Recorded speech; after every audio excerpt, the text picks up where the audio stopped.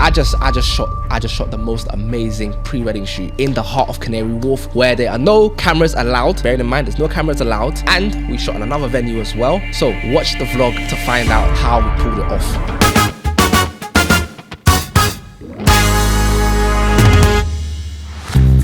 So, first thing you're supposed to do in Canary Wharf is park outside of Canary Wharf. I'm too daring for that. I parked in the heart of Canary Wharf, where it said 10 minutes parking only. I literally parked, left my car, set up our equipment, and walked to the venue where we were gonna shoot this pre-wedding shoot. So yeah, Toby's setting up the backlight, and I'm gonna set up the forelight here. So put this here.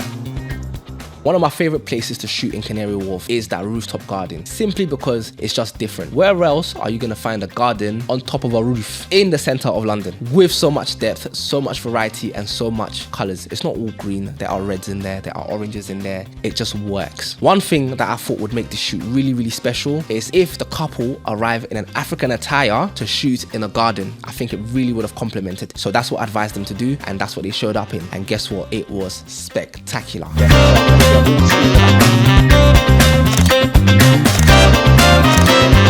Now usually I would be carrying a flash around, like a big flash with a big softbox, and so would Toby, but we said, you know what, let's do things a little bit different. So we set up some continuous lights and we literally carry those around. We are now moving to this second pose. Mary and Rachel. One thing that saved us was that the bride and groom to be came with their family members, one apiece, and they essentially helped us to lug our equipment around, and we were really, really grateful for that. One thing that kept annoying me though was that people kept stopping us and stopping the bride and groom to say congratulations. Congratulations. They kept stopping the bride and groom to say well done.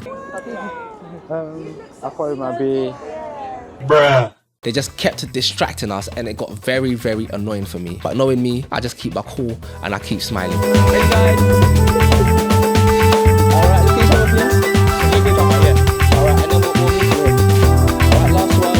Alright, 1, 2, 3.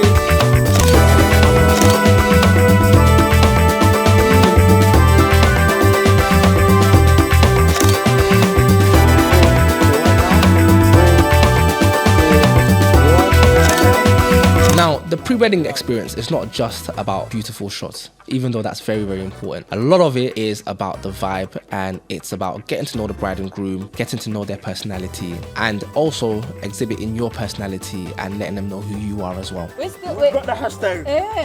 Come in. my wife, my day one. Husband. Let it come sooner rather than later. We're ready. We're ready. And if you're not ready, get ready. We have to make sure you're comfortable first, and then we build a pose around you, yeah? So make sure you're comfortable. You're a bit like this. Yeah. So just shake it out. 1, 2, 3, kiss the ring. It's not your fault, it's mine. I can't speak English.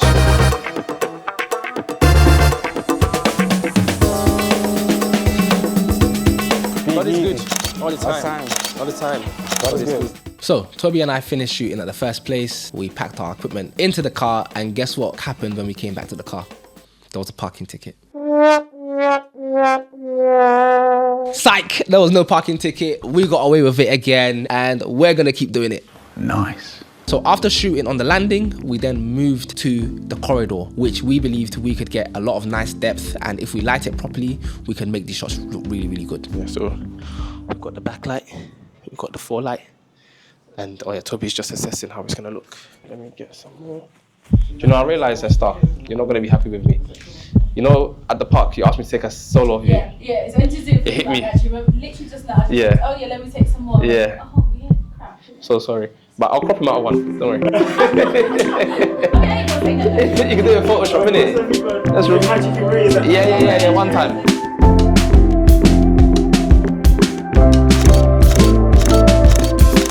This venue didn't have the most locations internally to shoot, so we really had to get creative and make do. First location was the stairs, and we were shooting all over those stairs. We were shooting from downstairs up, from upstairs down. We just did as much as we could do in that same spot.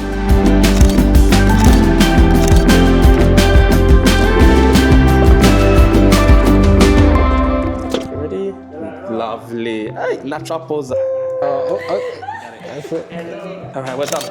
so we can change. One thing we never ever do is 3 locations and 3 outfit changes in a day. It's just not happening. People get tired and it's just long, especially when you're trying to squeeze that into a 2-hour shoot. But for some reason, I really like this couple. And I said, you know what? For y'all, we're gonna do it. So we got packed, got changed, and then we moved to the 3rd location. Luckily, it was still in Canary Wharf, just by the water. See me, one thing I'm gonna evade is a parking ticket. So what I did was, where I'd left the car the second time round, I kind of had a feeling that I was gonna get a parking ticket. So I drove to the closest hotel, I walked in there and I asked a question. I said, what do I need to do to leave my car here? And they said, all you have to do is get something at the bar. So guess what I did? I bought a bottle of Coca-Cola and that was my ticket to leave my car there for 24 hours. So yeah, we're parked up now. The couple said they're here, so we're just walking towards them. And yeah, that's that. Toby's behind, as always. So when we arrived at the 3rd location, the client was very, very late. And I personally don't like lateness. However, it worked out in our favor because as the client arrived, the sun really started to go down and we were into goldenish hour. And the good thing about that is the fact that when we use our continuous lights, it can really like have an effect. So it worked out in the end. Can you picture over here, like here? Shoot that over there. It's gonna be well lit. The colors will be nice. The clouds will be blue. You know, it's gonna be well. We're not shooting into the sun. We're shooting away from the sun. This is what dreams are made of. This is the stuff that dreams are made of. We're gonna have them walk alongside the banister. We'll capture that as the backdrop. Yeah. So we'll shoot from there. They'll walk towards us. Bish bash bosh. Very clean. Very simple, mate. Yeah. Head a bit closer towards her. Every pose that we told the bride and groom to do, when we put the lights on them, they really popped, they really stood out against the background, which was obviously starting to get dark. Ah, that's it. Lovely. Alright, now look at Esther. Beautiful. Hold it. And you're gonna hold it for Toby as well, yeah? That's lovely. That's lovely. See me, one thing I'm gonna do is I'm gonna move furniture until I get the shots that I want, and I'll move the hell out of that street furniture. In the end, we managed to get some really, really good shots. It's the final shot, and we're gonna go home. Alright, you're gonna sit here like this. And the client was extremely happy going into the wedding. One thing about a good pre-wedding shoot is when it comes off, the client just has so much faith in you going into the wedding day, and that's exactly what we managed to achieve, and the client believed.